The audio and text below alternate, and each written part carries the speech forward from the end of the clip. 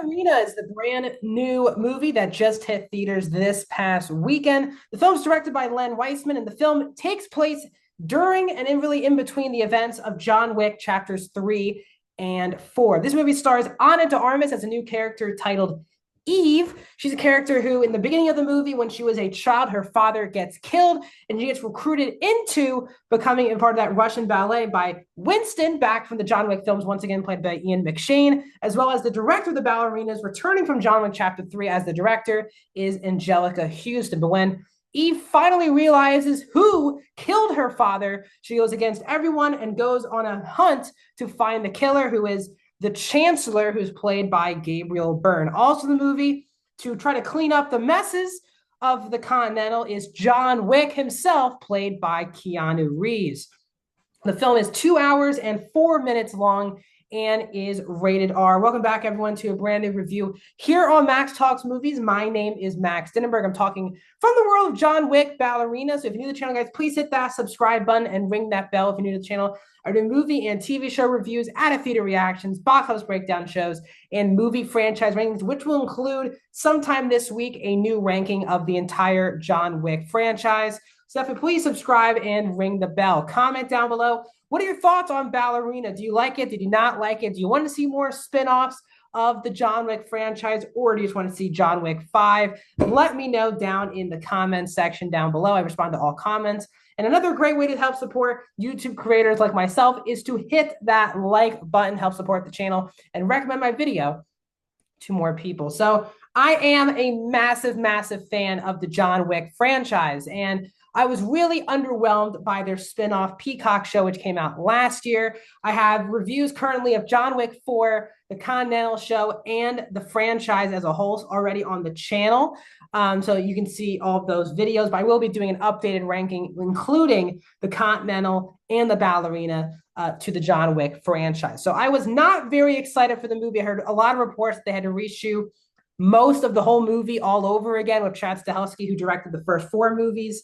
It just seemed like a mess from the very beginning. The PR for the movie was not very strong, about not wanting people to say negative things until really its release date. So I was like extremely, extremely nervous going into this movie as someone who even is a massive fan of this franchise. And I was pleasantly surprised. I think this is a really solid prequel for the John Wick franchise, where this movie does, the Continental just never felt like a true John Wick style entry into the franchise.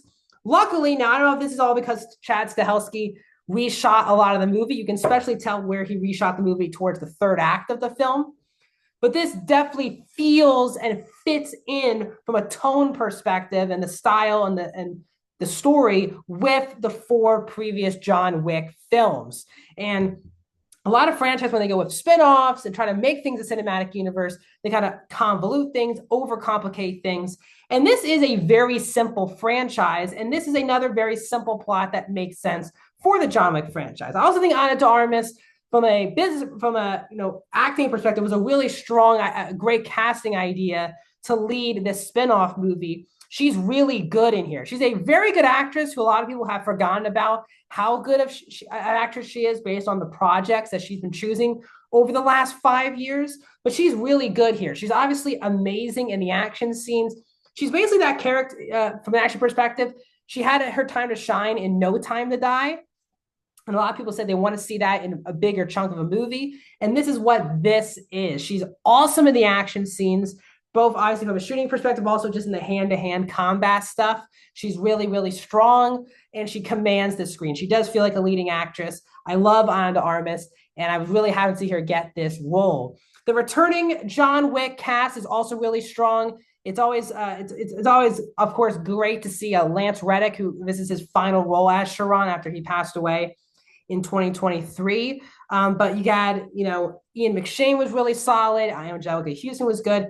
There is enough John Wick. I think this was the perfect amount of John Wick to be in the movie. He's not in it that much. When he's in it, you can really feel his effect. And Keanu, all of the John Wick scenes are honestly really awesome in the movie. So I really enjoyed, obviously, getting John Wick back into the franchise.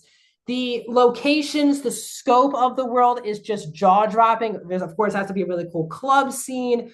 The third act takes place in a very snowy area, and it lends itself to a very different feeling third act than the rest of the John Wick franchise. But obviously, what you want to know, are the action scenes good? I think the actions are really good. I think they're okay. They're fine in the first two acts of the movie. Once there's a scene where there's like a bomb um scene involving a lot of bombs, I think that's when the movie like really takes off from the action perspective. And really the whole third act is really awesome. There's a whole fire battle that goes on with a gun using fire that's really inventive and creative. And just like the rest of the genre, it's very violent, quick. I just love the hand. You can really truly tell these are actors. And the reason why our actors doing these stunts, and the reason why I also think Chad Stahelski reshot a lot of the third act, because the first act action scenes have a lot of cuts to it. And what the beauty of the John Wick franchise is, they don't really like to do a billion cuts during action scenes because you want to see the actual stunt work go on without being dizzy or confused on what's actually going on. And as the movie continues on, you get less and less cuts, and you get to really sit and enjoy the action scenes that are on full display. Now, on a negative level, I do think that the story, it is another revenge story. We just didn't feel that emotional grip with the movie and wanting Eve to get this revenge on the person who killed her father. You've seen, again, this exact revenge story so many times. It's not like the John Wick franchise has an amazing plot to it. I just thought we could have felt, in the first movie, you do feel John on that revenge path. You just don't really feel that for Eve in this movie.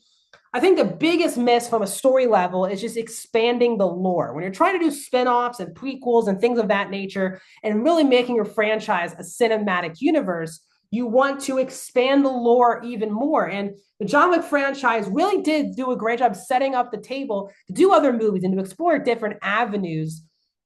But she's really with the ballerina part for just such a small chunk of the movie.